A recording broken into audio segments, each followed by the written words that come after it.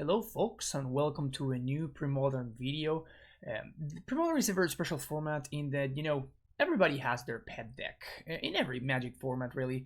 The thing about Premodern is that I have like 10. So since I started playing the format, I've been very intrigued by Aluren. Aluren is a deck that I always very much enjoyed way back in the day. I thought it was absolutely fascinating. And as soon as I got into the format, one of the very first things that I looked at was, oh, I wonder if Aluren is playable. And I saw that it was okay. The deck has a lot of problems though, and that all of those problems mostly have to do with the fact that I think that the lists that most folks are playing are just kind of just playing bad cards. You need to be playing some number of awkward kind of do-nothing cards like Cavern Harpy, which are here almost exclusively because of their combo potential. But most of the lists that I saw were playing stuff like Veteran Explorer, which I tried only once, and it was just heinous. So it was very quickly cut. And then some other stuff like Living Wish, which was, I expected it to be like reasonably good, but it turns out that it was just terrible in my opinion. And it's one of the main reasons why Aluren has not really seen considerable play and has not had much success is because of this issue. So I set on to try to build a version of Aluren playing mostly good cards as opposed to playing a bunch of bad cards. And in my quest, which has had many steps along the way, I have tried multiple versions of the deck. I even played the deck yesterday at the day of this recording, yesterday in a local SoCal event in LA, where I went 3-2 with a version that was straight up blue-green. And that's another one of the problems that I'm going to go into in a second. But the idea was that to try to build an Aluren list which has the most stable mana base possible. I think that I liked a lot of things about the deck, disliked some others. This is something else that I was trying out, like a banned version as opposed to the regular versions, which usually look something like this. So this is what like a more stock Aluren list would look like roughly. So, with some intuition, stuff like accumulated knowledge, which I thought was a very interesting addition, by the way. Then we have stuff like Cabal Therapy, and we have a mana base, in this case, very much a bug, very much a bug mana base. But like even this version has like a somewhat stable mana base, a lot of basics and stuff like that. This is the blue-green version that I was just discussing a second ago, so you get an idea of what I'm talking about. So super stable mana base with a bunch of basics, and so you can get an idea of what I'm talking about here. But what we're actually going to be playing today looks like this, and I think that this tackles a bunch of issues that the deck usually has, which is having access to a way to interact with the opponent is pretty nice. The other versions do it with black, and this one does it with white. So we get access to Swords to Plowshares, Meddling Mage, and a singleton Goblin Pyromancer. Our mana base is actually pretty solid. We have a bunch of green sources. We actually have access to fetch lands and a singleton Plains and some forest. And then no islands because I did not want to include flooded strands. So instead, all of our blue sources are like, Yamimaya Coast and Discovered Paradise. We also get access to Treva's Ruins, which is very, very nice. A tri-land that we cannot play on turn 1, but any turn after that is going to be great. And then 3 City of Brass and a singleton Gemstone Mine and a singleton Paradise. Like, these are all singleton lands. My experience has been that you cannot just draw 2 City of Brasses. Like, whenever that happens, it's an absolute disaster because you just take infinite damage because of how this deck is built.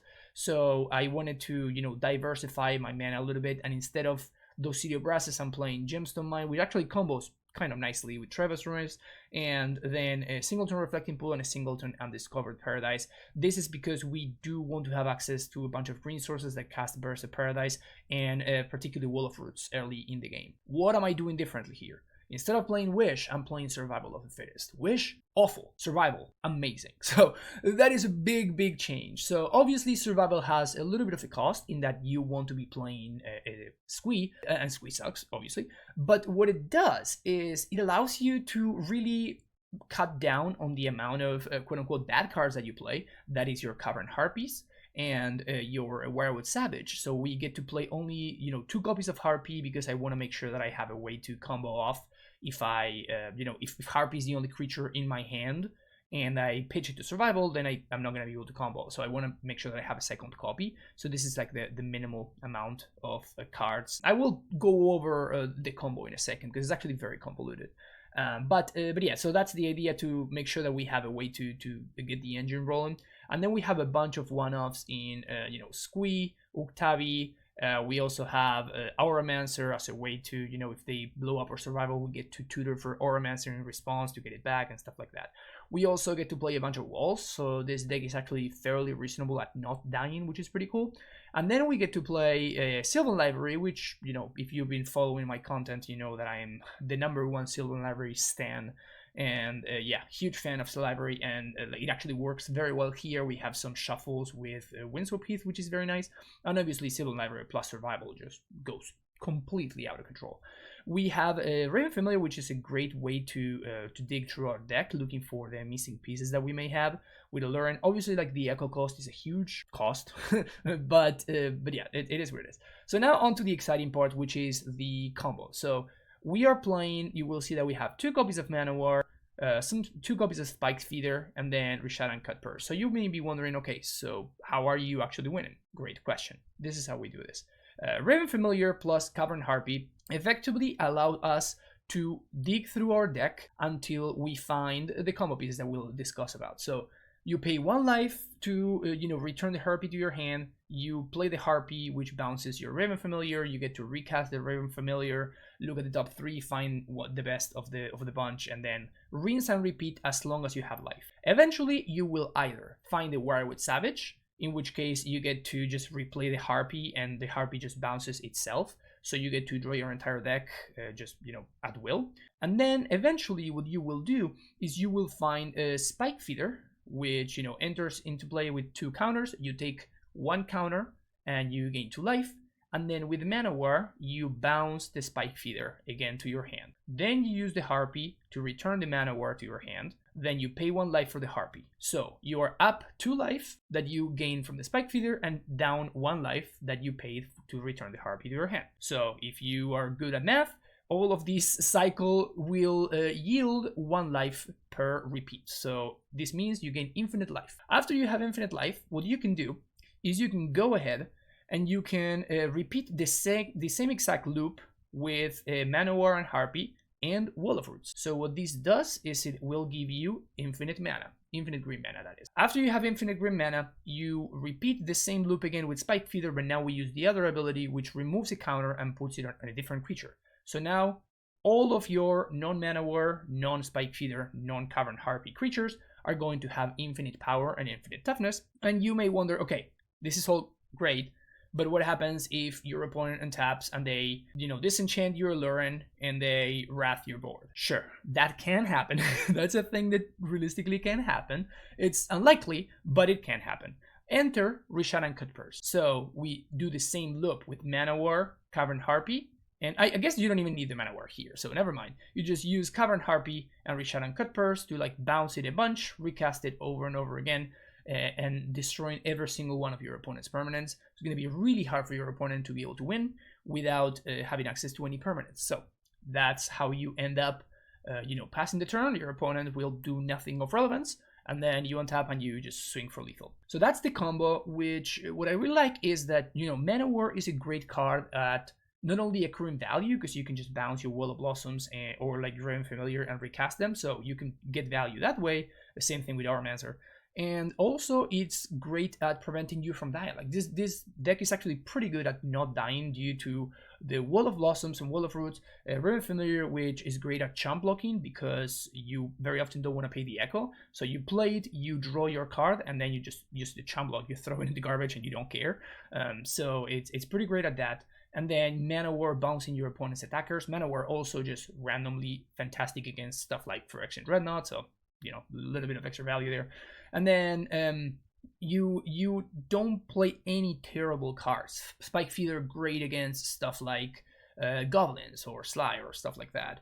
And you also have access to Meddling Mage because we're splashing white, and we get to play Mage against the combo decks, which is, this deck is not necessarily meant to combo particularly quickly. It can, right? it's a lot of pieces to combo. But the idea of building this deck, I built this deck to be resilient. I built this deck to be able to win from a rather low base, and it has been pretty successful at doing that. So basically, Aluren plus survival plus any creature at all will yield you a win given enough time, right?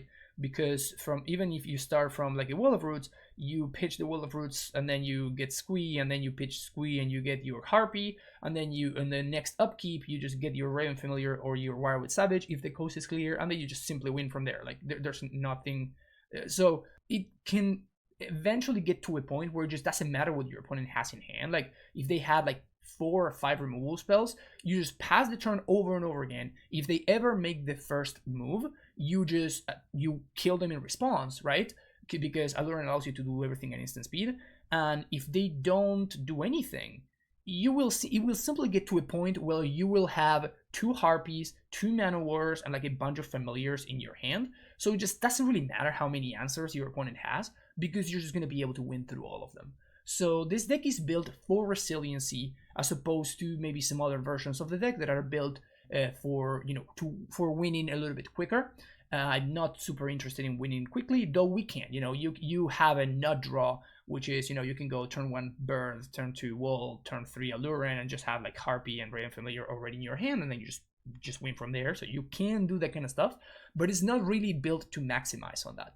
So I think that this approach is super interesting, and I'm very excited to try it out. So far, I really enjoyed playing the blue-green version yesterday, and I'm very excited to try out this white splash. In this sideboard, the way that we want to think of this is like we have some actual creature cards, and this is very important because obviously we're playing survival, so we want to make sure that we're keeping our creature our creature count high. So we have a Monk Realist against enchantments, obviously Gilded Drake against the Terra Oath players of the world, and even like Dreadnought and stuff like that. We also have Genesis for the quote-unquote grinding matchups, Sandpit Swarm, which is just spectacular against control decks, and then extra Medley Mage for the combo decks. The other card that the White Splash enables, which is spectacular, is Ray of Revelation.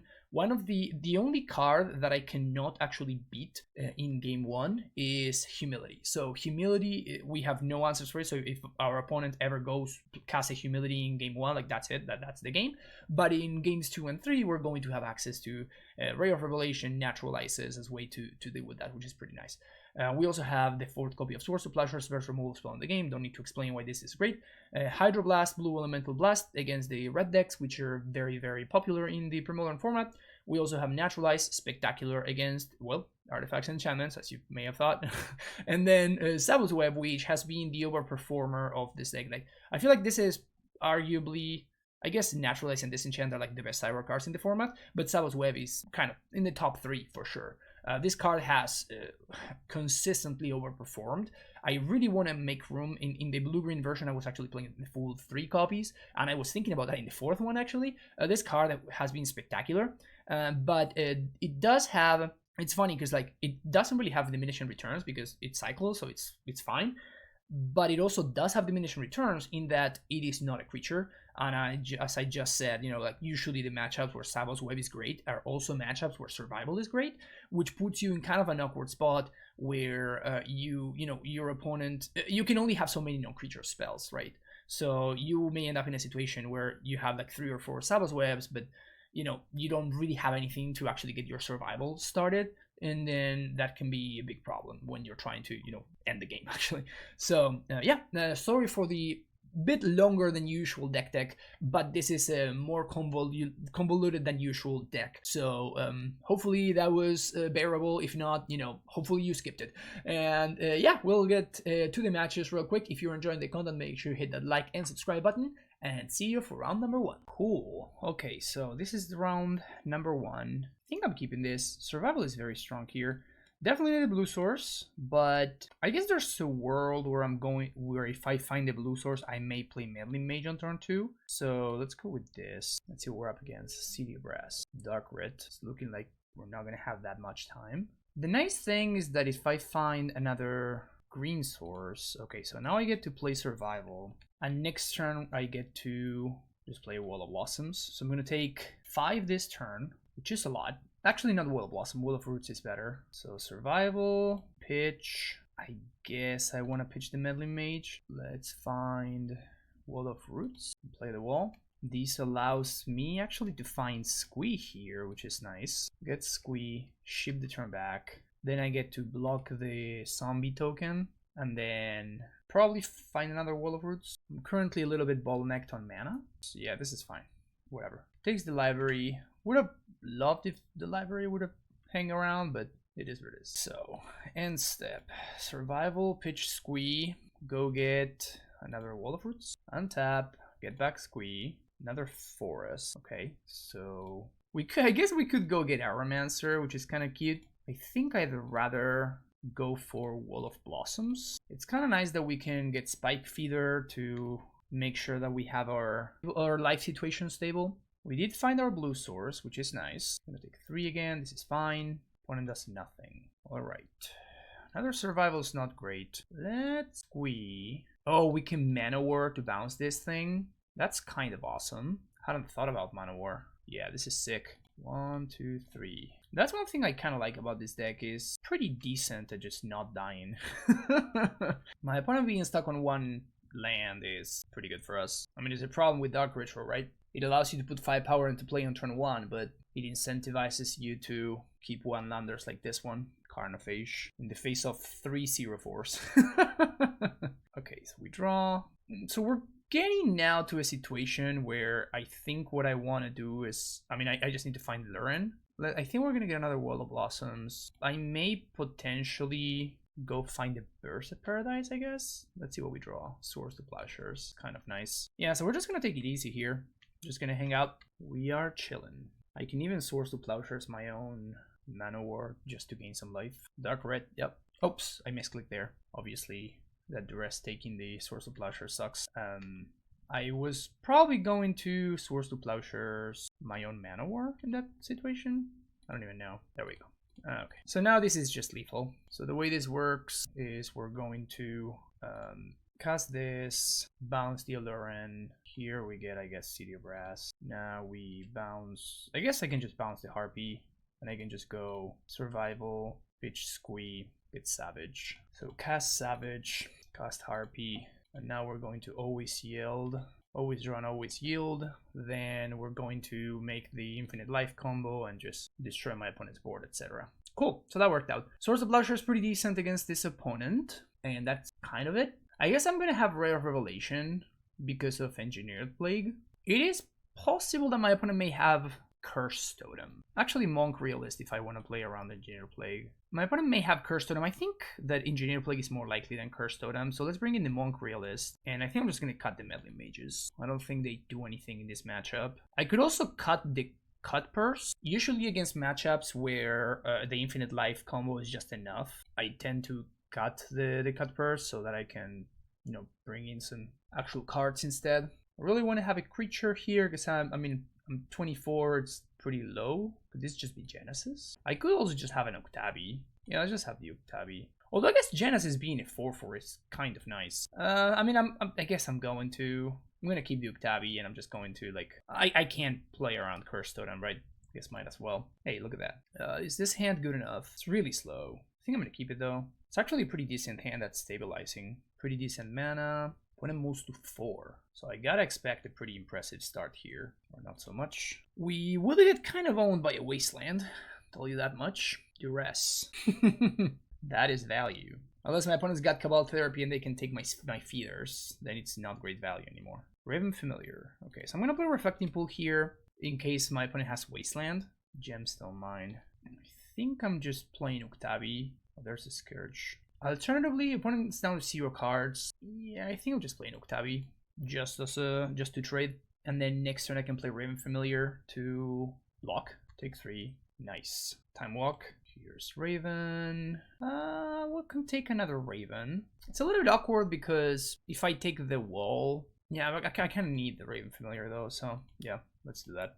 But yeah, if I draw a land, if I take the wall, I get to double spell next turn. Definitely taking this Chum Block here. Block and block.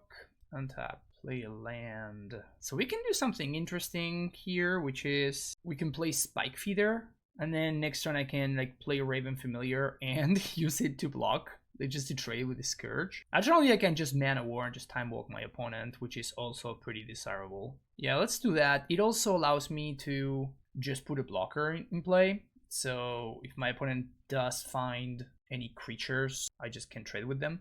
On the other hand, I am enabling now my opponent to play their Carnophages and stuff. So that's the downside. Swords to Plowshare, so I'm stoked about that. Yeah, gain 2? Hell yeah. Sarcomancy number 2, you got it. And there's a Scourge. Oh, we get to Revelation, there's Sarcomancies. Pretty good value. Okay, so I think we're gonna go for Familiar here. Let's see what we find. And there we go. And ship the turn back. It's a little bit awkward now because I'm kind of incentivized to hold on to this Raven Familiar, but I don't think I can afford to. Because like this is just a time walk here, which is kind of a big deal. So I think I'm going to chomp block with it, which puts me in a situation where I still need to find the Harpy. Well, I'm stoked about this. Alright, cool. Take 5. That's fine. Now play Aluren, send the turn back. So we're gonna cast Sligh just so I can chomp block. Take 3. End step, play out the bird. And I'm not attacking, so I don't think I even want to play the Spike Feeders here. Monk Realist doesn't quite do anything. We can start to do some cute stuff here though. Play out the Spike Feeder and like just trade with this Skittering Scourge, which is pretty funny. Enlightened Tutor for Seal of Cleansing. That kind of sucks. What we can do though is now we can, I guess we can pivot. I'm just gonna vomit my hand onto play. So cast Spike Feeder, cast the other one. Maybe able to raise here, kind of. Cast Sligh, and I guess cast the Monk Realist. Blow up my own Aluren. There you go. So now we got a little bit of a board state. I think we just take that. Gonna put a counter on Savage, and I think that's it. Raven. Play Raven Familiar. One turn too late for that one. Stake another Aluren, and I guess that we're swinging with these, and the Realist stays back to block. Move over the counter. They take 4. Take 2 more for Sarcomancies. We got 6 life in the bank. Well, I guess I can just chomp block here. Like I'm just swinging back for lethal, right? I don't even need to play into something like a double lightning bolt or whatever. Second Scourge to block. That's funny. Okay, cool. Sounds good to me. So I guess I swing with these 3. It doesn't matter what my opponent blocks, I'm still killing this Skittering Scourge. Or them if they don't block, because they're going to be taking 2 from the Sarcomancy as well. So this is a forced block. 3, 4, 5, 6. Take 6. Now Sarcomancy triggers. Hell yeah. Alright, cool stuff. Obviously my opponent moved to 4, but you know, still, the deck did some sweet stuff. Yeah, we were looking for that survival or something like that. All right, that was cool. That was cool. They're definitely a pretty great first round to showcase what the deck is capable of. Well, here we go. Round number 2. This hand looks great. I think that it's going to be interesting because obviously the Windswept Heath works really well with the library, but I kind of don't want to take unnecessary damage. I guess we're playing against a Goblin Lackey, so I don't even have a choice really. I'm gonna have to plow this Lackey. Okay, so we get to kill the Lackey here, and then just play library on 2. Opponent's got a port, which is a little bit annoying, but let's fetch, get our basic points, get rid of the Lackey, and I guess we're gonna get ported here, which is actually very annoying. Not gonna lie. Birds of Paradise off the top? Reflecting Pool. Okay. Just play the basic and just ship the turn back. Depending on what my opponent does here, we're gonna get to play library. I think I'm most likely gonna play library. Okay, this is fine. Matron is okay. Would have been very scared to see a War Chief. I may still be a little bit scared to see a War Chief. Ringleader. Okay, Ringleader is actually not that awful. Maya Coast. Yeah, I guess I'm going to go ahead and play the library here.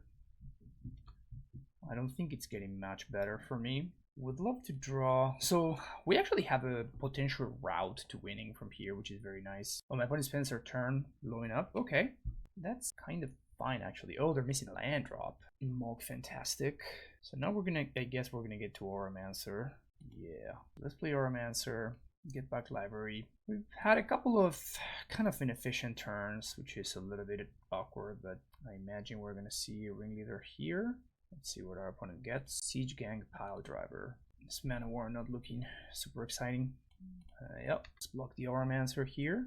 If my opponent wants to use Mog Fanatic to ping. That makes their pile driver worse, which I'm very much into. Not a bad draw, actually. Yeah, so let's, I guess, go Library Wall. Opponent found the land, so we're going to see a Siege Gank here. We're still at a somewhat healthy life total, which is going to give me a nice amount of options for this library. Opponent goes for the Matron instead. Matron for War Chief, I assume. Play pile driver here. So the goal is going to be to not die. That's a survival. It's not bad. So we definitely have enough mana. The question now is, can I afford to pay the 4 life? Because I kind of want this Cavern Harpy. So let's do some math here. I play survival. I pay 1 to go fetch Sligh. I pay 1 to go fetch a Wall of Blossoms. Manowar awkwardly doesn't really do anything because I really don't want to give my opponent. I cannot bounce the pile driver, which would be the one that I'm interested in bouncing, and I cannot really bounce either one of the other two. I guess I could go get Meddling Mage. Huh, that's interesting. So 2 mana, play survival, use 1 to play Wall of Roots. If their last card is Gem Palm, it's really bad for me, but I think this is okay. So I guess we actually go for Meddling Mage here. Play survival, pay a mana, pitch Manowar. I don't know, maybe just going for something else is better. My opponent's going to play War Chief this turn. They may have another pile driver, I guess. We can get Sligh and just get Wall of Blossoms. I guess that's better. Survival, Sligh, get Wall of Blossoms, play the land, and I guess I'd rather use the Undiscovered Paradise. Another survival is not great. Alright, pass the turn. That's War Chief, Lackey. So we're taking 5 here. Lock, take 5. I have 1 more activation of survival. I think I'm getting something instead of a Spike Feeder, because I really need to... I think I'm going to just get Wall of Blossoms here, because I can just win on my opponent's upkeep otherwise, so I think we just go for Wall of Blossoms. Gotta find Aluren. There's another Spike Feeder, and there's the Aluren. Okay, perfect. So that should be lethal. So 1, 2, 3, 4. I guess let's activate survival first to get Werewood Savage. Cast Aluren, cast Savage, play Harpy, and now we always heal to this, and we draw the entire deck. There's the Manowar, so I'll play Spike Feeder, gain a life, play Manowar, bounce, play Harpy, my opponent packs it in. Alright, sweet, got there against Goblins. Meddling Mage, not great. Octavi, also not great.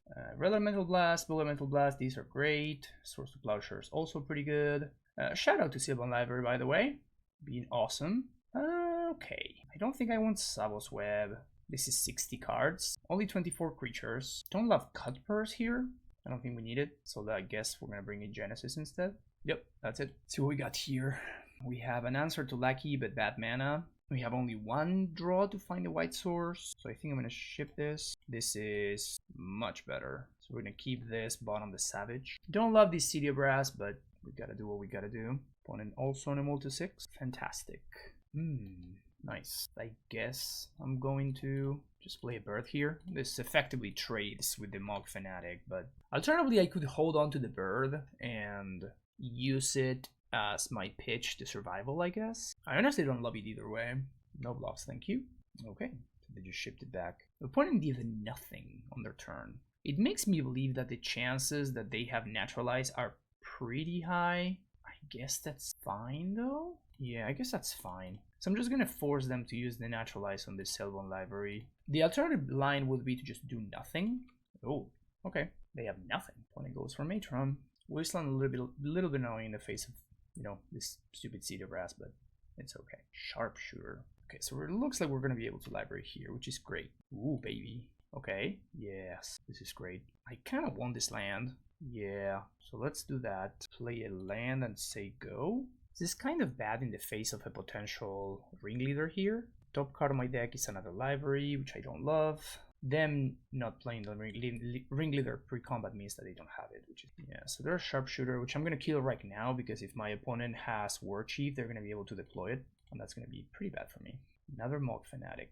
Not super scared by that one, but yeah, let's use our mana to kill this Sharpshooter here. 2 cards in hand for opponent, another Source of Plowshares, and Survival. Perfect. Yeah, so if we pay 4, We get 2 activations down to 7, virtual 6. Yeah, I don't think I can afford to do that, I guess. But then I'm gonna get wastelanded, so I guess I need to do that. I can turn this bird into... yeah, I guess I can do that. So we play survival and we turn this bird into a harpy. If my opponent does something important, we do something else. Carplucent Forest. I do need to be mindful about my life total. 4 mana, Ringleader. So I can Blue Elemental Blast this thing. Yeah, I think that's what I need to do. Counter target red spell. That happens. So now I'm going to take 2 down to 4. Then I'm going to be at a virtual 3. Survival, Pitch Bird, get Harpy. So I don't actually have that many looks. Discover Paradise. I need to find a wall or something like that. So going to do the thing. Here's Aluren. Let's play the Harpy. And with that trigger on the stack, we're going to cast Raven Familiar. And if my opponent's last card in hand is another Fanatic, we're probably losing, I imagine. So we need to find any creature. And now, okay, let's bounce Raven Familiar. We also have to find the wall. Okay, another Raven Familiar. We keep the train going. We do need to have a creature in hand, though. That is Wall of Blossoms. So that's my 1 creature. Here's another Raven Familiar. Into the wall. Perfect. So now we got it. So survival, pitch the wall, and we just get Wirewood Savage. Or we could get, I guess we could get Spike Feeder. No, let's just get Savage. Pay a life. My opponent can ping the Fanatic, but if they do that, then so now this doesn't cost me life. Let's keep casting this Harpy. And we got there again. Love to see it. Opponent pings me and then concede. Wow, okay. Aluren looking pretty good so far. Not bad, not half bad. All right, round number 3. Sand is a land away from being great. This one is kind of fine, I guess, as long as our bird doesn't die. But I don't think that mulliganing to 5 is gonna make matters any better for me. Playing against Rg Thorson here. We'll see what he's up to. Oh, that's a good one. Let's go for this one.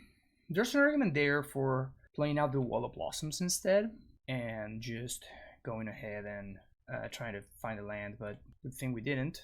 Big yikes.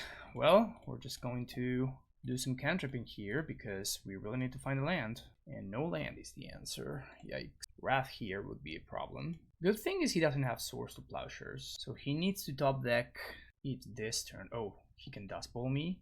That's kind of rough. Given Maya Coast.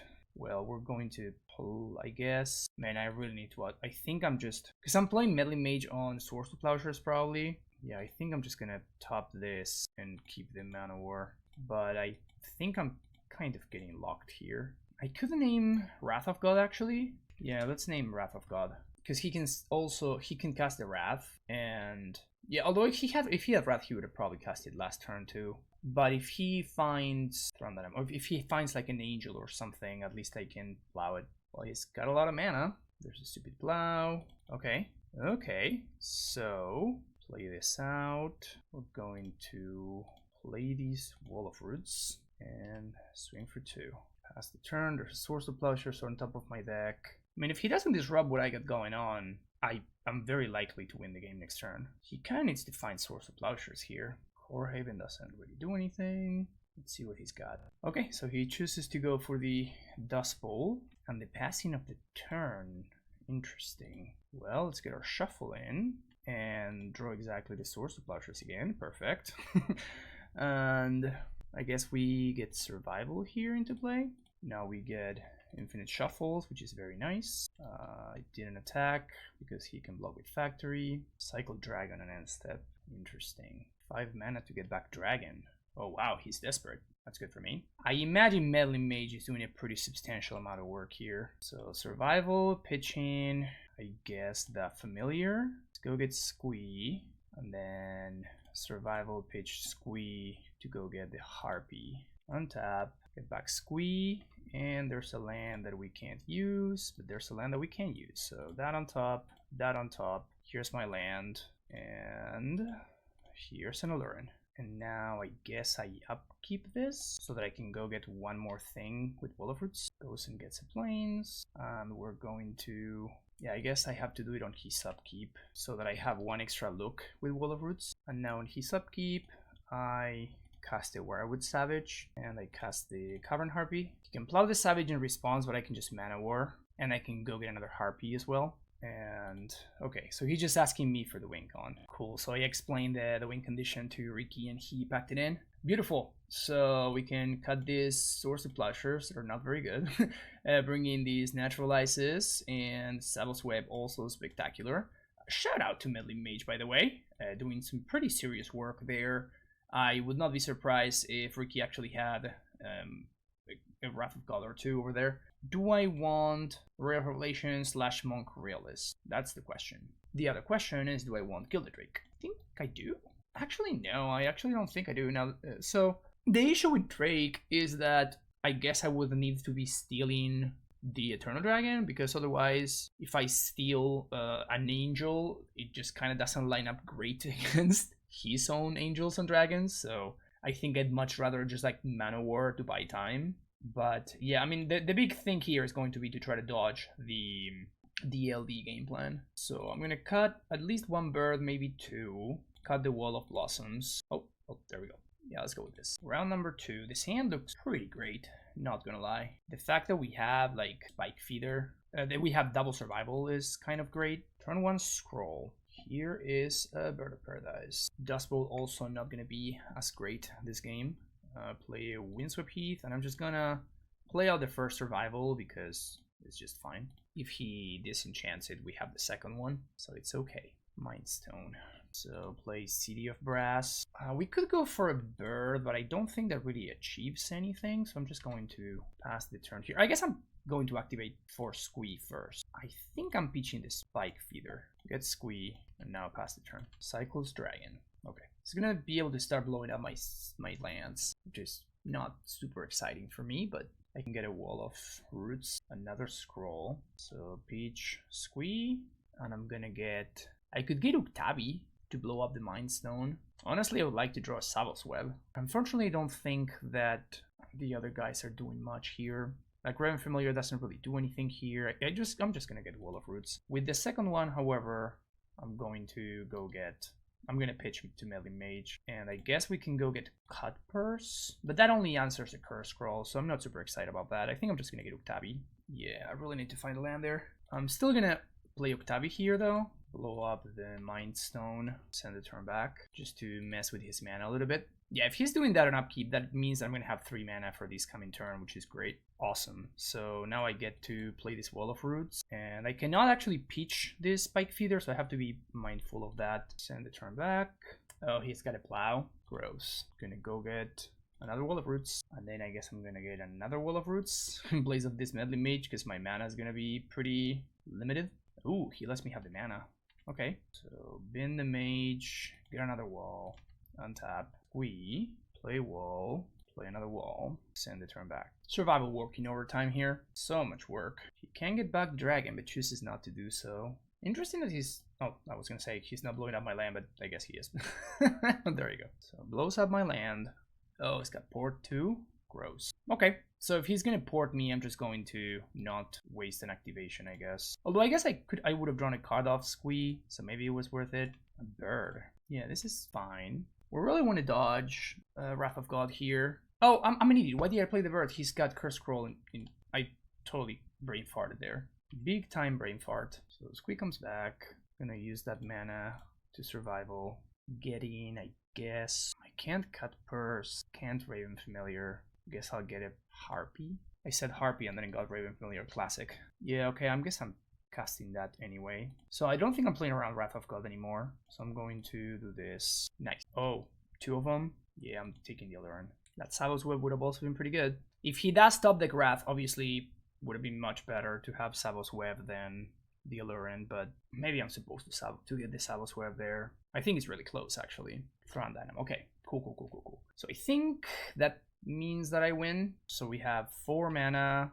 Yeah, that means that I win. So survival, Oromancer, get Familiar, untap, not pay for Echo, get back Sligh, play a land, might as well, play Aluren, and Sligh, get the Harpy, and do the thing again. So we even get to Saddle's Web here. Yeah, this is just a great showcase of how insane survival is in this deck.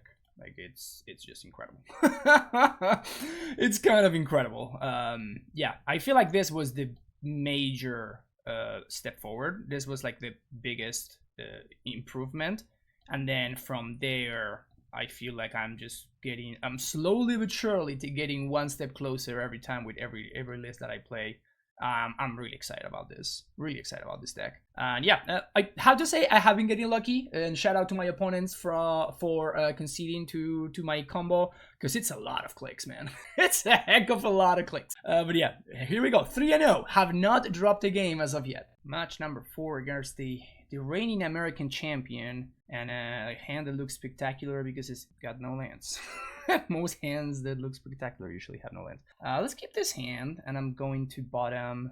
I think I'm actually going to bottom the Wirewood Savage. It's close there with the Octavi, but I think that it's better to ship the Savage. Alternatively, I could be shipping the redundant Meddling Mage. Weathered Wayfarer. That's a funny thing to draw there. So I guess I can just play this, bounce the white source, and I can just white and blue, play Meddling Mage, name Swords to Plowshares, and pass the turn back. Really funny that we drew the Trevas against the Weather Wayfarer deck when we had the Versus Paradise deck too, which is even better. Sylvan Library. Ugh, too bad he didn't have a Mox. That would have been so great.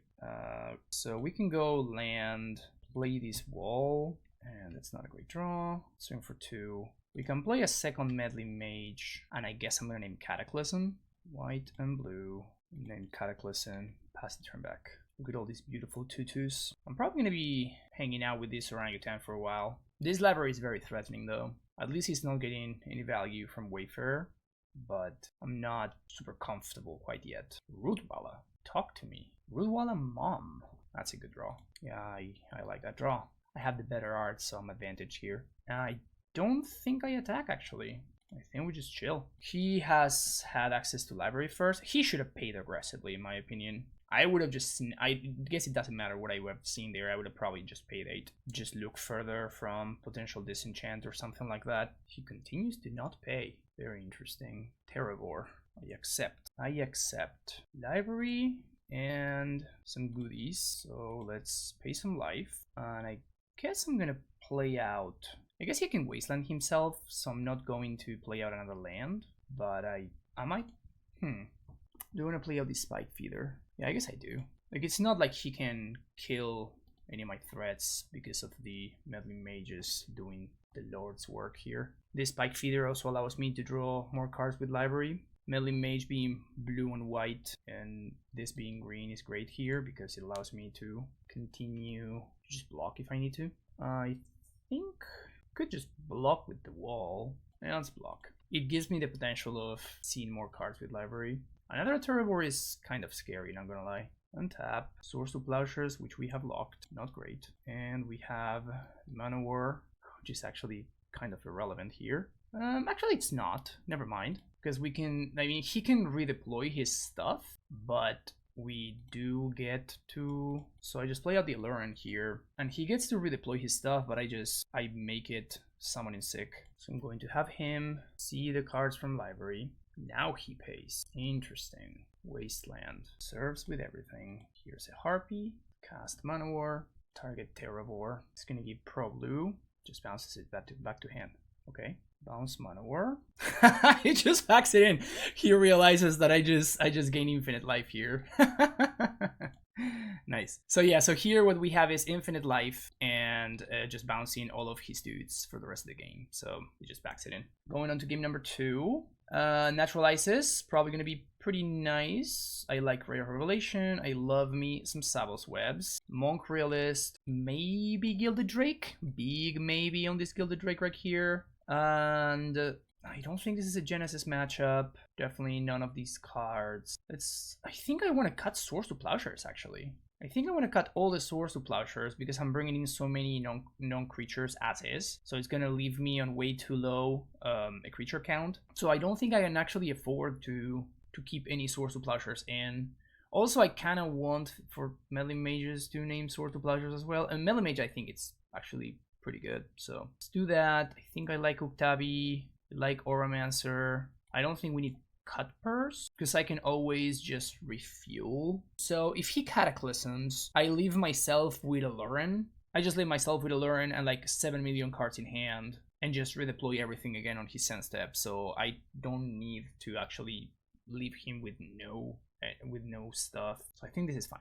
Spiked Feeder is good. Willow Blossoms. He may have some werebears, but yeah, I'm gonna cut a wall. Let's go down one single naturalize, even though it's great, but I just think Savos Web is better. And again, I don't want to cut too many creatures. I will need to cut some number of creatures, however. I could cut down to like a single harpy, but that could make things really tricky. Cut Wall of Blossoms number 2, I guess. This is so tricky. You can cut a bird.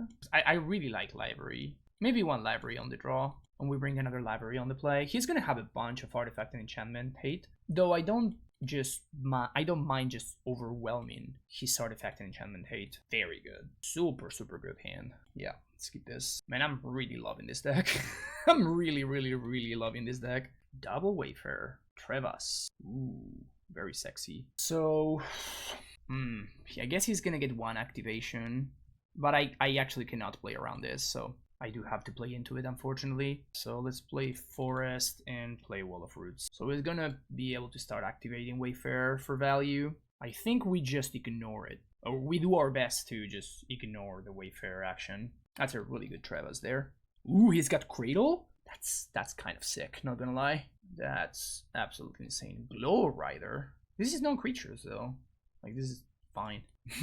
Okay, so 1, 2, play wall, and then 1, 2, 3, play survival. Send the turn back. I mean, we got lethal next turn, barring any interaction, so that's cool. Dude, shout out to Wall of Roots. Can we all appreciate how incredible this card is in this deck? I mean, just a combo Wall of Roots and survival is kind of ridiculous, right? Okay, so he's making a bunch of mana, so I'm assuming we're gonna see a Cataclysm here. Let's see. Survival. Oh, he's got his own survival. Oh, I like it. I like it, Demi. Yeah. So I guess he's also exploring the survival realm over there. Digging it. He's gonna go get another Glow Rider. It's not gonna do anything though. Basking Rootwalla.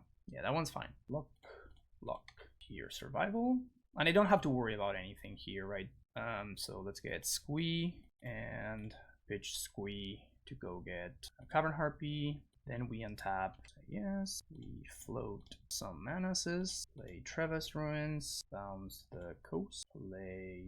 I guess we activate survival first. Get Wirewood Savage and play Aluren. Cast the Savage. Play Harpy. Always yes, always healed. Draw the entire deck. I don't think there's any 3 CMC creature he can draw here, right? Maybe I should be holding and going onto his turn.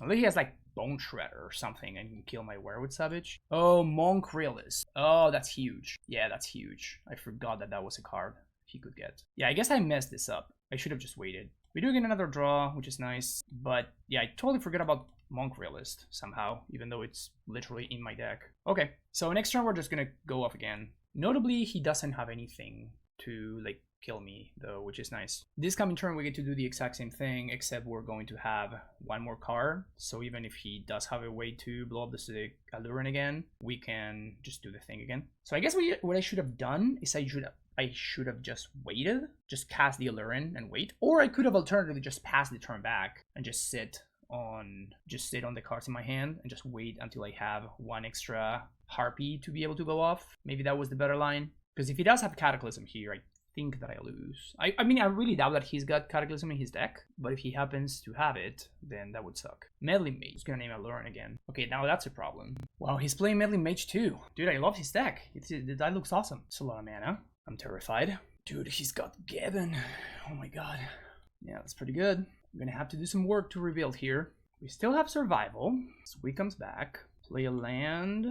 And we can go get another Wall of Roots, which I think it's the line here. Survival for Squee. Just get the Wall of Roots number 3. Actually, let's get Bird. Send the turn back. I was not expecting to get him, but it's definitely pretty solid here. Really? He's swinging? So if I block the Meddling Mage, he's not got any blue and white mana? Oh, Waxswain. That's what's going on. Oh, he can't have Waxswain. There's her Glow Rider in play. Yeah, maybe that was just a bad attack and I just didn't capitalize on it. I mean, it'll be fine, because I can still beat this. So let's play another land. Survival. Pitch Squee. We're gonna get another wall. And now send the turn back. Yeah, I guess I should have blocked, killed the melee mage. That was the line. He also gets a bird. My bird is gonna show up faster though. I am going to need to have more cards, however. I don't have enough cards here. Place out the bird. So I can't just go for it next turn. We gotta get back Sligh, Paradise. So I think we naturalize now. I think I leave him activate survival. Get whatever he gets. We see what he gets. Query on Ranger. Now we blow up the survival. It's gonna get Query on, but now he doesn't have Meddling Mage. So now on end step, I'm going to go get... that's a big boy. I'm gonna go get Mana War. And then I'm going to, on my own turn, get another Cavern Harpy. And that should leave us covered. I think I'm not gonna play another turn, so I'm just gonna use Wall of Roots mana here. So we go get Mana War, untap, play a land, and 1, 2, 3, 4, 5, play Aluren. Unless he has a second Meddling Mage. I guess I can also beat that by pitching Sligh to get another Mana War. So now we do have it rolled up. Pitch Sligh, just gonna get another Cavern Harpy. Query on Ranger. Okay, it's going to untap the bird. Does he have the plow for the savage? Oh, he can't actually plow because he has Blowrider. So now we draw our deck. Now we draw our entire deck, we gain infinite life, we bounce all of his creatures on his upkeep, so everything is summoning sick. So he still gets to redeploy all of his stuff, but everything is going to be summoning sick. Alright, so I explained the win, and he packs it in. So what's going to happen is I bounce everything, again, I bounce everything on his upkeep, so everything is going to be summoning sick, so it doesn't really matter where it is. I get infinite green mana, so I just play like 7 Allurens. I get them back with Auramancer, so I just get a bunch of Allurens into play, and then I just make all of my dudes infinitely large. With the Spike Feeder, I have infinite life, and I just kill him on his next turn. So this is exciting.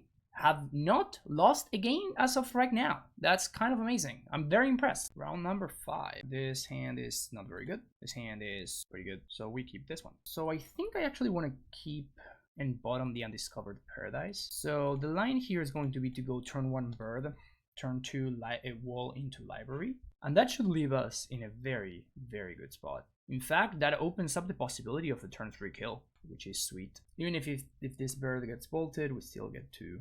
Ooh, Lavamancer. So we get to untap.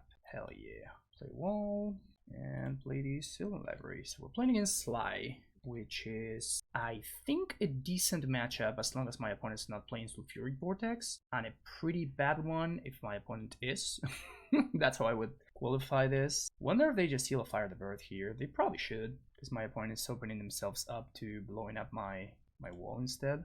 So I think I'm definitely playing out the second wall. The question is, do I want to play out the City of Brass? I think I do. So I guess I play the city. I don't care for the extra land. And I guess I don't necessarily care for the Sligh. So let's go Raven Familiar. And we found another lever. So I'm just going to take the Sligh here with the... Maybe I just managed to find the survival here. That can really open things up for me. We're still missing the Aluren, but we're at a healthy 19 and we have a Wall of Blossoms and a Wall of Roots in play. We also have Source of Blushers now. Would love to dodge Sulfuric Vortex. Vortex is pretty much unbeatable game 1, and then much easier to beat after board when we have access to Rare Revelation and a bunch of other things. When it bolts the wall, imagine they're going to kill the bird now? Yeah, okay. That really limits my mana. No attacks. I actually do think that I'm going to... so this effectively time walks me, but it buys full turn, I guess. Like, it forces my opponent to use a spell on this. But I guess I do have I do have stuff to play, so I'm just going to not pay. Spike Feeder is a good one. Wall of Roots also a good one. Okay, we're slowly getting there. I think I'm paying here. Let's play another Wall of Roots. Opponent's down to 2 cards in hand, and I guess I just pull out the Lava Man right now. Yeah, it's gonna deal me more damage. Like, if my opponent can just sack both seals and enable the Lavamancer. The pop gets in there, I'm just gonna block it with Wall of Blossoms. If it soaks up a Seal of Fire, that's great, I think. Another pop. Library again. Let's see what we got. Survival, that's great. Okay, so now we're looking pretty good. I think we top the Savage, and we just do this. Play out Survival. This also gives us a nice little shuffle. which is welcome. It's going to send the turn back. Incinerate face. Interesting. Instead of killing the wall, ball lining. Okay, so I'm gonna take 6, 7, 8. I guess I lose if their last card is... Man, that's so rough. Block the pop, and I lose to Fire Blast. That's the last card in hand, but I don't think I can beat that. So I'm enabling my opponent now to kill the wall if they want. I think this is fine. Let's go for Wall of Roots number 2.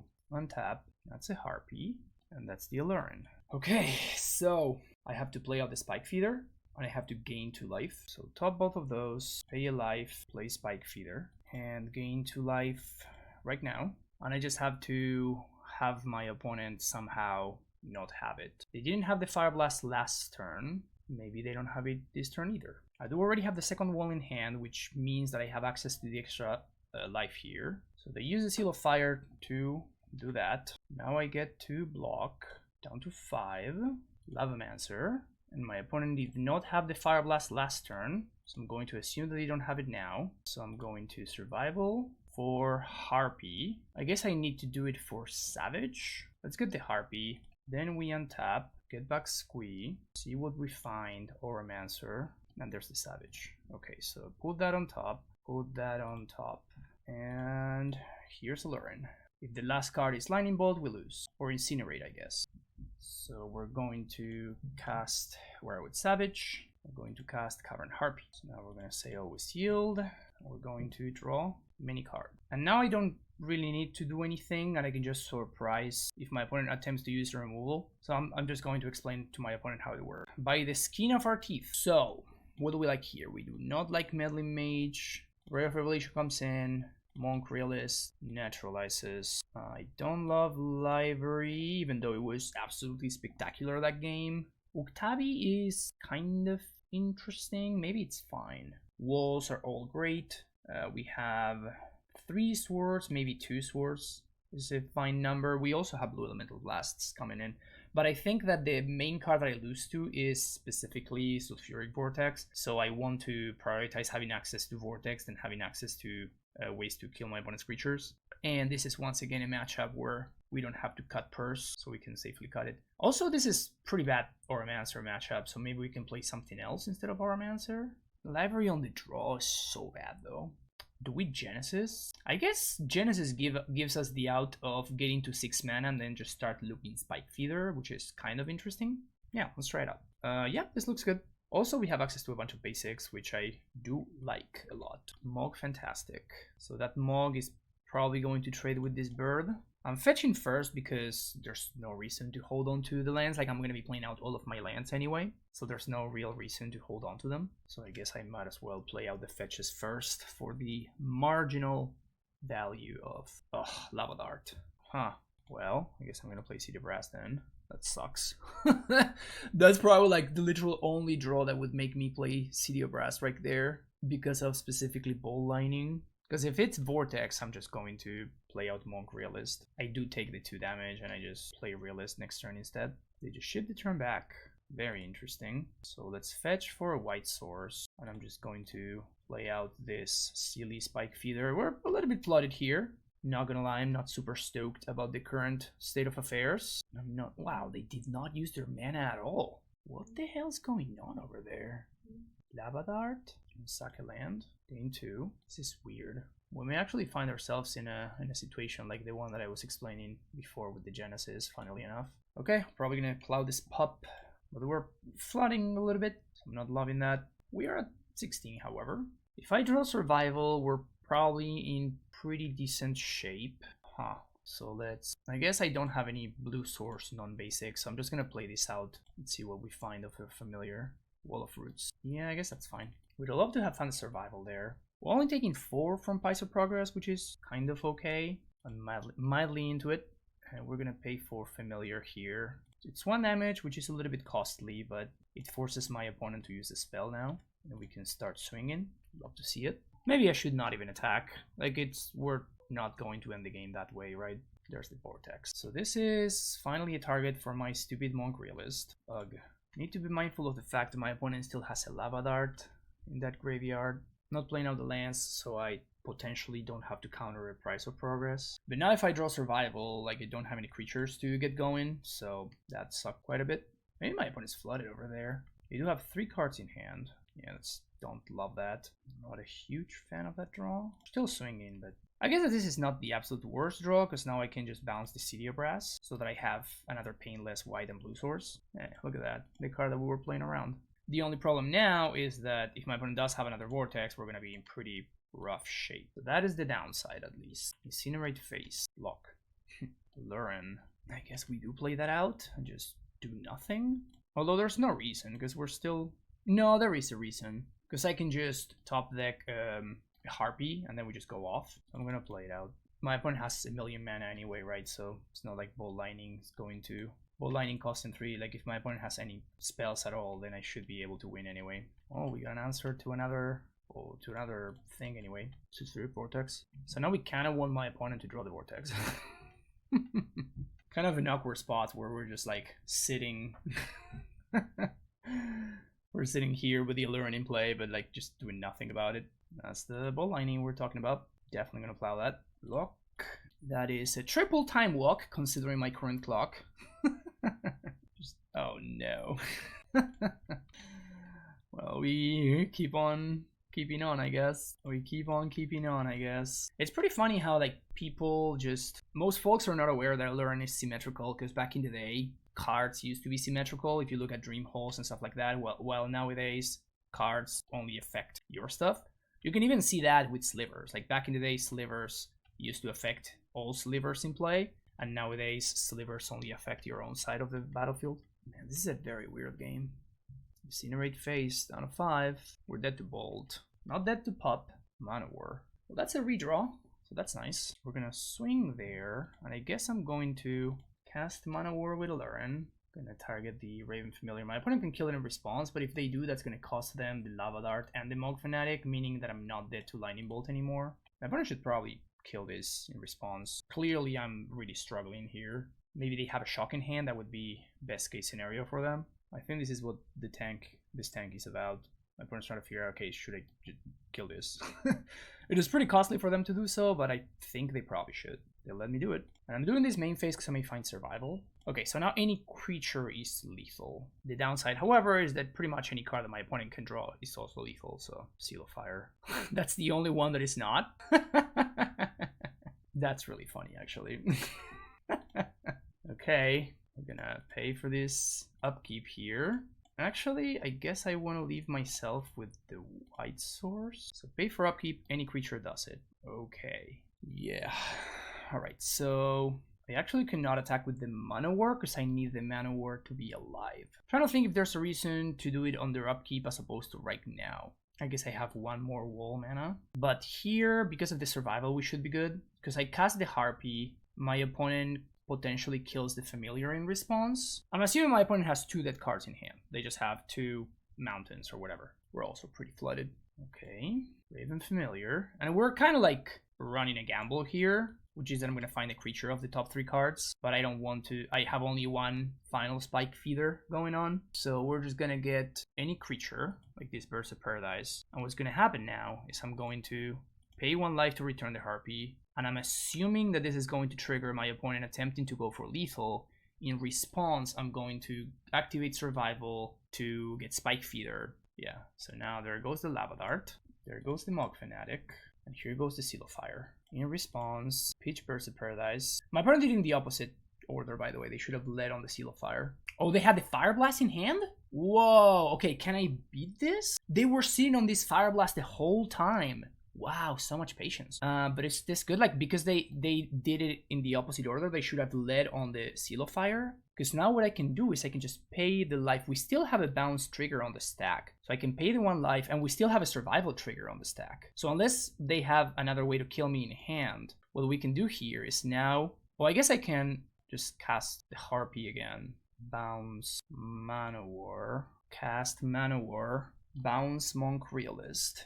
And now, Survival, pitch the Monk, go get Spike Feeder, cast Feeder, and gain infinite life. Once again, we see the incredible power of the combination of these 2 cards. Imagine if this were Living Wish. Like, we would have very easily lost this game. So now we gain a life, we gain 2, then we pay 1, gain infinite life. And here we go, time for the very last match. I think I want to keep this hand. Maybe it's not as good as I think it may be, but it seems decent enough for me to give it a shot, for me to want to give it a shot. Cabal Therapy would be pretty devastating. The turn 1 bird, turn 2 city, not terrible. Let's see what we're up against. Flooded Strand, Mother of Runes. We just do like a little troll mana war bounce, which I think I kind of want to do actually. A little bit of tempo, just a tiny bit of tempo over there. This is a Meddling Mage matchup though, and Meddling Mage matchups are terrifying to me. This could also be a Wasteland matchup. Many potential bad things could happen to me here. Would love to draw a Survival of the Fittest. There's the Mage. Let's see if my opponent knows what's up. Maybe they'll name Aluren. Soul Read, Survival. I actually don't think I want to cast Aluren just yet. So I'm just going to take it easy here. Play Feather, ship the turn back. It's notable that once my opponent taps, oh, this is, I guess, what's the name of the deck? The Solution. Yeah, we're a little bit flooded. I don't think we're going to be able to win this one.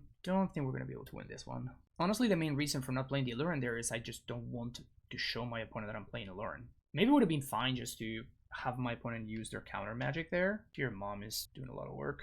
Wall of Roots. Well, I can't get Survival, so I might as well play a wall here. Play Trevas and send it back.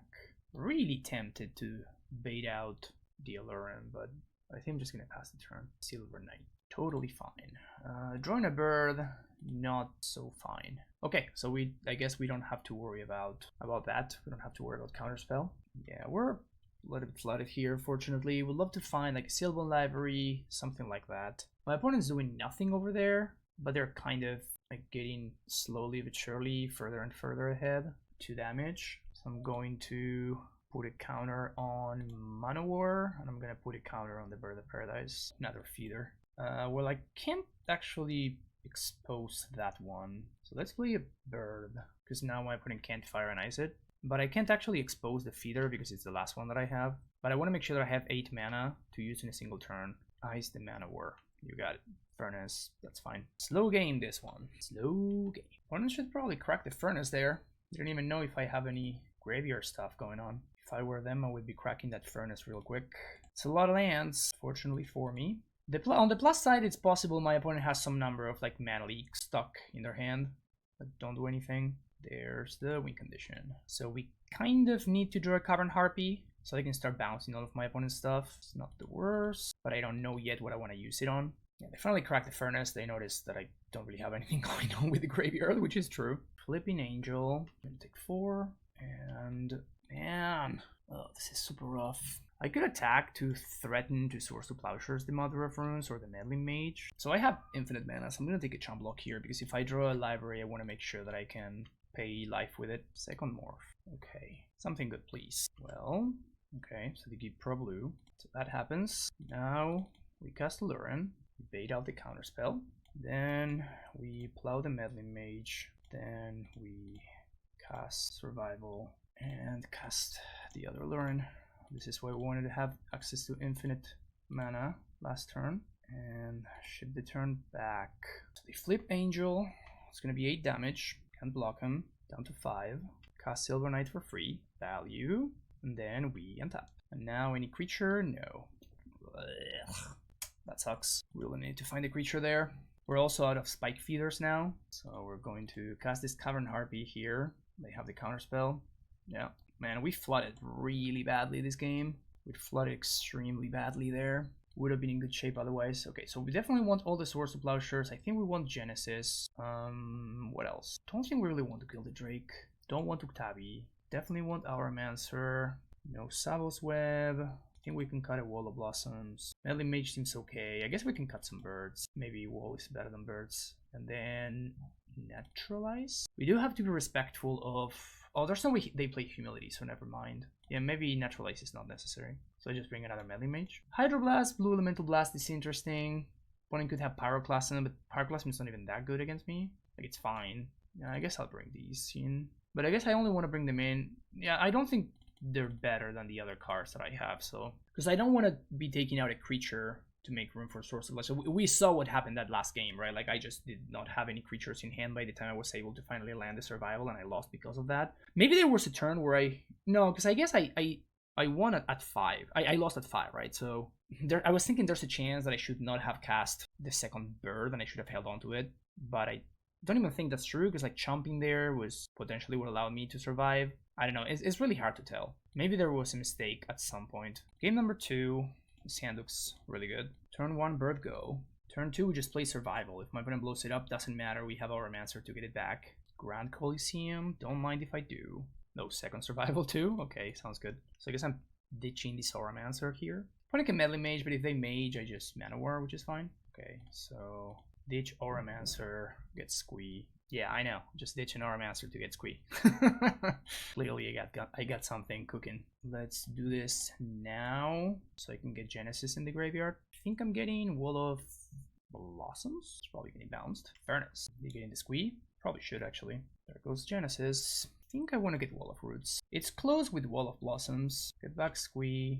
Do not get Genesis. Land is great. Play Library. Play Wall. Auramancer's gone. Opponent refuses to crack that Furnace. Interesting. For Sligh, maybe I want a melee mage here. Could also just get Raven Familiar. Eternally Wall of Blossoms is pretty tempting. Let's go for Wall of Blossoms. Untap.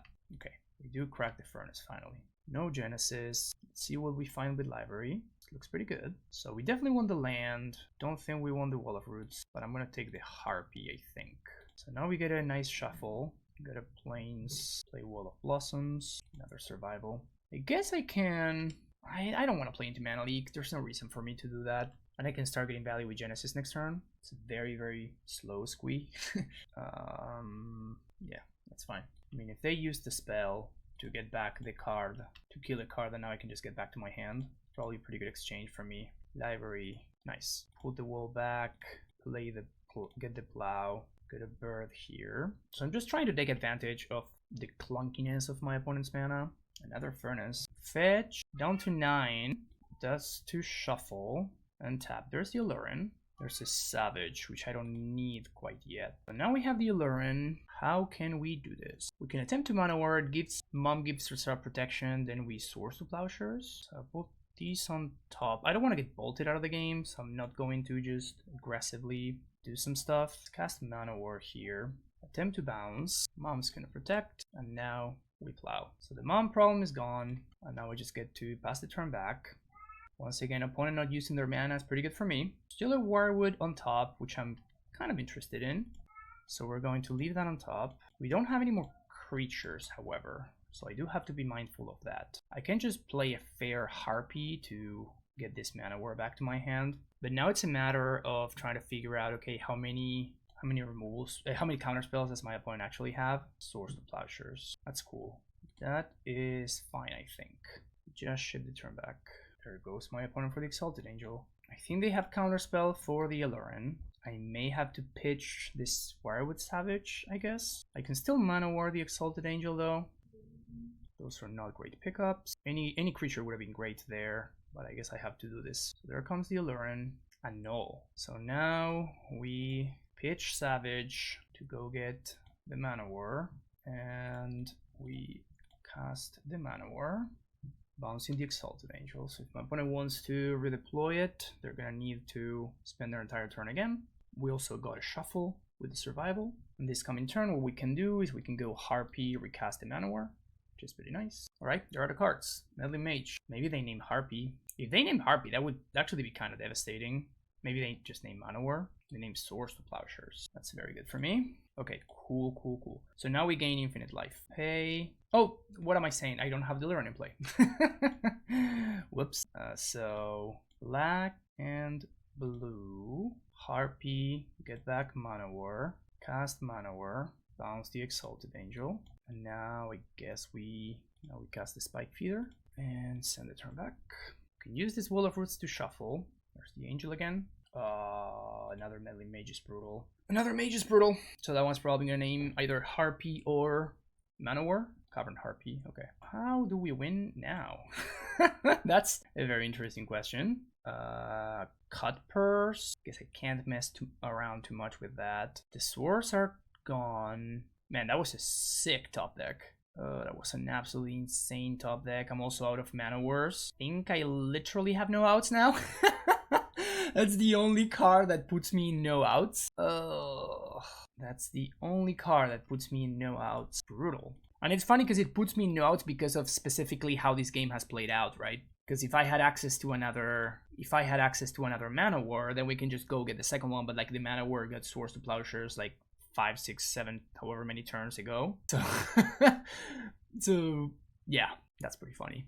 That is pretty funny how that happened. I was 1 turn away from Medley Maging on Medley Mage. So how do we turn this around? I mean, we can technically stop my opponent from attacking here. 1, 2, 3, 4, 5 power. Let's play a Raven Familiar. And let's see what my opponent does here. We still got some fight in us. We still got some fight. Will of Blossoms. Okay. So we're going to pass the turn. And we can triple block the Exalted Angel. I cannot play around anything at this point. I think if my opponent has, you know, anything at all that does stuff, like if they have a good top deck, we're going to be dead. But technically, I can block and trade a bunch with the Exalted Angel and then start beating down, which is the reason why I did not play the Medley Mage, because I need to have Spike Feeder mana. So not playing around anything. This is what we got. And I'm going to move a counter from Spike Feeder and put it on this creature. Yes, because it means that it's going to survive. If my opponent has anything at all, we lose. But now we can start attacking back. Dude, are we doing this? So we say that. Then we library, find literal nothing.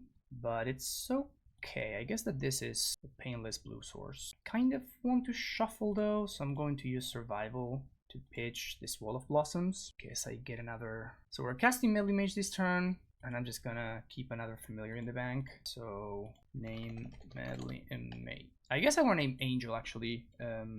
Lightning Angel. Maybe Medley Mage is just better. And now we race. I guess I can actually just play this Raven Familiar here. I think I'm into it. So we attack first because we're threatening Spike Feeder. Opponent takes it. And then second main, we are running into Mana Leak, which is kind of bad because, you know, it's really dead otherwise. But so we're going to take the Swords to Plowshares here. All right, opponent's flooding. We actually have a shot at winning this game. Definitely paying for Echo. 1, 2, 3. Survival, not a great draw. Aluren, also not great. Oh, wait. Way to keep the land. Okay, never mind. Don't worry about it. This is fine. Really? I think we're going to save the Medley Mage. Shout out to Spike Feeder. This game has been incredible, by the way. This game has been super enjoyable. So hopefully you don't get punished by that mistake of playing the wrong land last turn. But although I guess I kind of don't want to fetch now because I would be dead to Bolt. And this is 6 points a turn. It is no joke. Worst case scenario, I can plow my own dude. So maybe it's worth it. But I don't think it is. I guess I actually want to keep that in my deck, awkwardly enough. Once again, survival showing why I'm doing what I'm doing. And splashing just to play it. Wow, we got there. That's insane. That was amazing. Wow. Do I want Gildrake? Maybe I kind of do. Library survival is a heck of a synergy here. Yeah, let's actually do that. We're gonna play a long game, so let's get the Drake in here. Not loving this hand. This one's much better. And I want all of these cards. All of these cards are great. I'm bottoming the Redundant City because I feel like it's going to be pretty rough. Like 2 cities against a deck with Lightning Bolts and Fire Ices and Lightning Angels. Not super stoked about that, you know? So really have to be watching out for opponent on move to 5. Really gotta be watching out for that clock. Perfect mana. Let's get a fetch. Find a forest. Play Wall of Roots. Say go. Opponent does nothing, huh? It's a morph. Do I just lure it here? I think I just go for it. Lead on Raven Familiar. Let's see what we find. Another Raven. Raven again. Maybe I should have gotten survival there. Another Raven. Okay. Okay, now we get survival. I think it's pretty tempting to cut Purse here.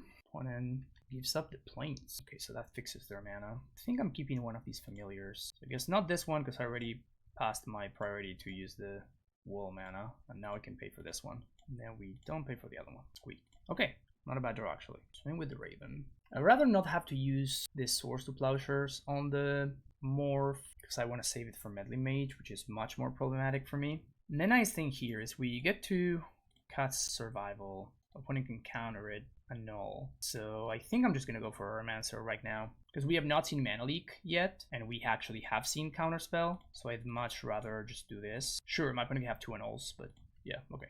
There we go. It's pretty good. Oh, it's pretty good. The ETB tap land, perfect. Putting down 1 card in hand. 3 times on Aluren. Love to see it. Swing. Yeah, just take 2. I guess I could have cast the Spike Shield last turn. Maybe I should have done that. Now I'm going to Time Walk my opponent, and then I'm going to plow the Morph. Maybe I should have waited for this, and I shouldn't have done the... I should have had gone for the double Aromancer turn. Like, my opponent was bound to eventually do this, so maybe I should have just chilled. Here's 5. Cheap the turn. Another Source of Pleasure is not terrible. Swing for 5. Maybe I should be beating down with this Sligh, actually. It's Factor Fiction. Okay, this is fine. Guess I should have put 2 lands together. Ha! Debate. Pyroclasm. Okay, so cast the wall, pay 1 and 2, put a +1/+1 counter on Aromancer, and pay 2, put another +1/+1 counter on the Aromancer. Clasm resolves, kills 2 things, cast Sligh. I'm totally gonna top deck survival here. I just can feel it. I can feel the survival on top of my deck. Meddling Mage. Okay, that's pretty great. So I just name my opponent's Meddling Mage, I guess. That's a card, I guess. That's a reason to do it on their upkeep, I guess. Probably should have thought about that. Opponent's own Meddling Mage. Survival. So I swing with both of them. And I think, funnily enough, I cast this Meddling Mage now and I name Exalted Angel. Because if my opponent plays a 4-5, then I probably can't win. But if they play it as a 3-3, they can't flip it. Maybe I should have attacked with Sligh there. CD of Brass, not great. I think we swing with that one because my opponent could have the first strike creature.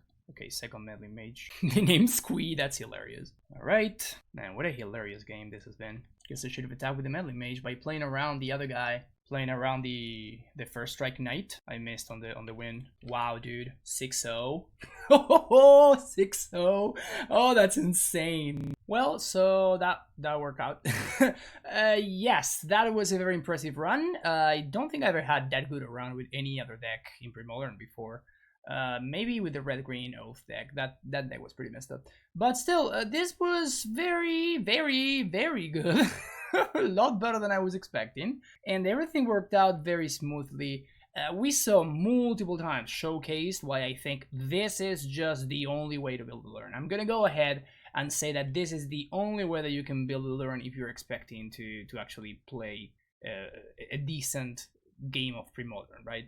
In every single time that I've won because of survival, I would have lost very, very easily had I been on Wish, and I don't think there was a single time where I drew and played survival that I wished that it had been a wish. So it's very clear that this is the way to go. One thing that is interesting and a little bit easy to not think about is the fact that also by having survival, library, and Aluren, it's kind of easy to simply overwhelm your opponent's answers to enchantments. So I think that's a little bit underrated, and like it's even more of a reason to want to be playing all of these powerful enchantments.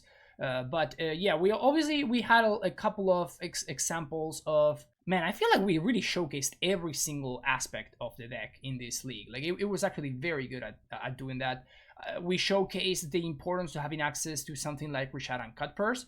We showcased how many clicks it is to actually win. But jokes aside, we showcased the power of Meddling Mage in the mono-white matchup, where I was able to like play Meddling Mage on Wrath, and then even though Thursday was like slowly grinding me down thanks to survival, I was able to basically circumvent all of his land interaction and simply one by one play a bunch of Water Roots in order to eventually cast my Aluren and win. So I feel like we had a lot of examples of what the different tools the deck has access to can do and how powerful they are when we're putting them all together. The big thing is how many creatures we want to play, and basically choose how many of the support creatures we want to play. I feel like there are a couple of numbers that I'm very, very happy with, and those would be these numbers right here. Like I feel like all of these are effectively must place. So all of these cards are probably, maybe Octavity cannot be played, but like all of these 21 creatures basically need to be there, We saw cases for the Wirewood Savage. We saw cases for like the second copy of Cavern Harpy. Like all of these actually came up throughout this league. So I feel like these numbers are at least written in stone. These are like where I would start. The only card that I could see myself cutting a copy of would be the Raven Familiar. But I think that it's extremely powerful, the fact that you can... Sure, like it's not the best card ever because the Echo is kind of a very real cost. But it does come up somewhat often that you're in a situation where you cast your Raven Familiar and you whiff, then you pay the Echo, and like a couple of turns later you find a way to have the Harpy, and then you can win immediately because you already have one of the pieces already in play. So this has come up multiple times, if not here, at least in some of the games that I played in paper. So that's another thing to keep in mind. And then the White Splash turned out to be fairly reliable. In fact, we did play against Goblins where I was able to just like plow my opponent's Goblin Lackey in turn 1, and then we ended up going, we ended up just winning from there, as opposed to falling like widely behind, which is what has been my experience playing the blue-in version. Playing against Goblins, you know, very often, if you're on the draw, basically your best hope is to have a turn 1 dork and then hope that that dork doesn't die to like your opponent having a Fanatic or like a... I played against Gempalm yesterday in the event. Like I just went turn 1 Llanowar Elf and my opponent just Gempalmed it and just hit me with Lackey and then obviously lost from there. So you can do that kind of...